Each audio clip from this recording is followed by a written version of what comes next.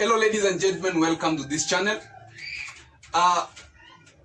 William Samoei Ruto and Ruto-Gachagua, having been elected successfully and won, are now organizing their government. And a few individuals have already benefited as per the agreement they had made during the campaigns and when they were sharing deals before elections. The likes of Moses Wetangula, who recently was elected as Speaker to the National Assembly, and Kilifi Amason Kingi elected as Speaker to the Senate. And I think that is a deal honored because these people had previously been promised these positions.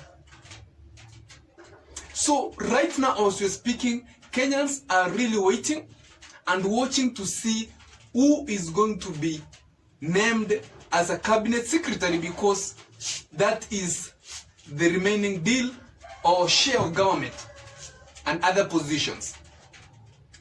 Remember that in sharing cabinet, there are a lot of issues or factors that you have to consider.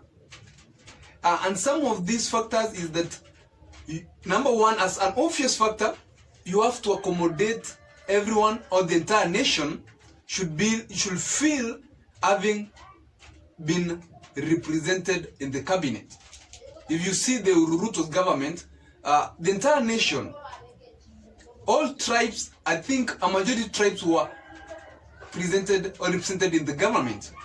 We had a cabinet secretary from Western, Nyanza, Coast, Central, everywhere.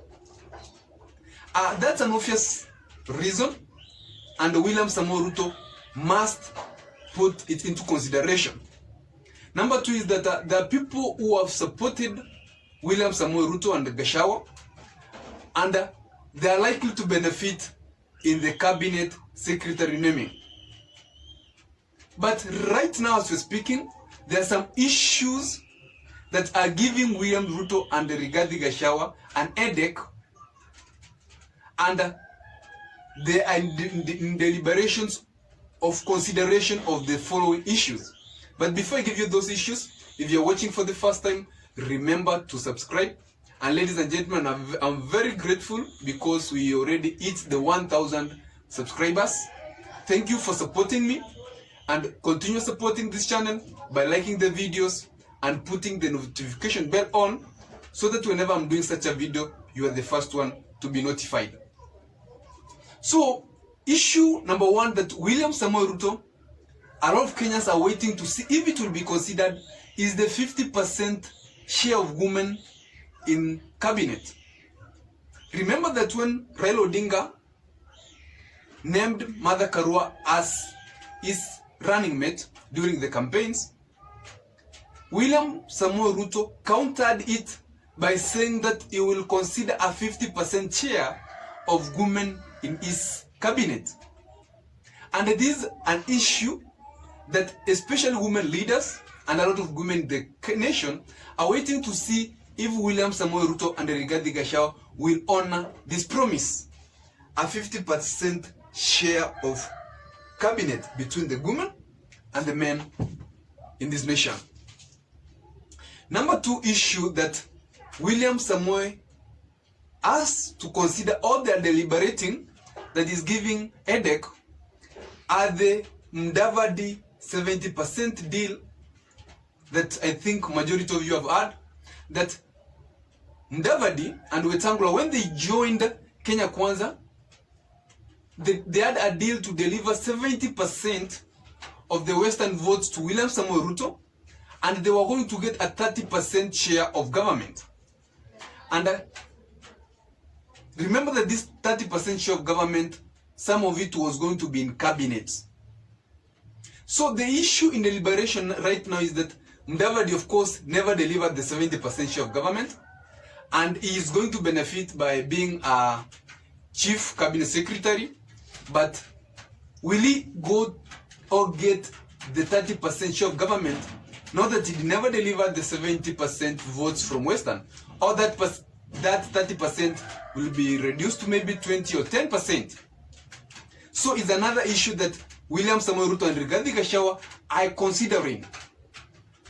Issue number 3 is some people who decided to support William Ruto from Raila Odinga's stronghold, and by doing so they lost. An example is Machogu versus Simbarat in Kisii County. Remember that Machogu was of course a very strong politician, but the fact that he decided to support Simba Arati, he lost, and by doing so he sacrificed his position, and he intends to benefit from government. And it's a consideration that Rigathi and Ruto must give to some of these people, maybe by considering naming them as cabinet secretaries.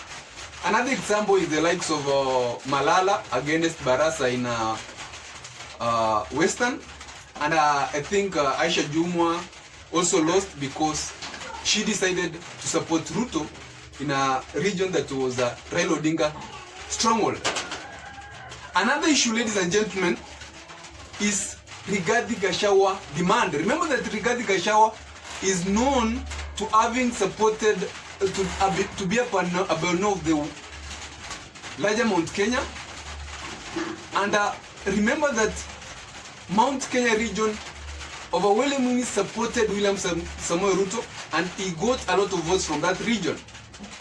And apart from having been given a deputy president, they intend also to benefit in the cabinet. And also, Rigathi Gachagua must get a share in the cabinet. So, Kenyans are waiting. It's also an issue of consideration of how many cabinet positions are going to be given in this Ruto-Gachagua government. Remember that during the Ruto government, Mount Kenya got a very good number of cabinet secretaries. Ladies and gentlemen, the last issue I believe is the issue of interest from people who supported William Samoei Ruto. Maybe the business community. There are people who are called kingmakers, opinion leaders. They also have their interests, and they want to have their people of choice in the cabinet. And also these people will have to push and give names to William Ruto for consideration in the cabinet. I believe those are the issues that are giving a deck to William Ruto and Rigathi Gachagua right now. We will wait to see how this will play out, ladies and gentlemen. But whenever that list is out, I'll give you. But always remember to subscribe and have a good evening. Thank you very much.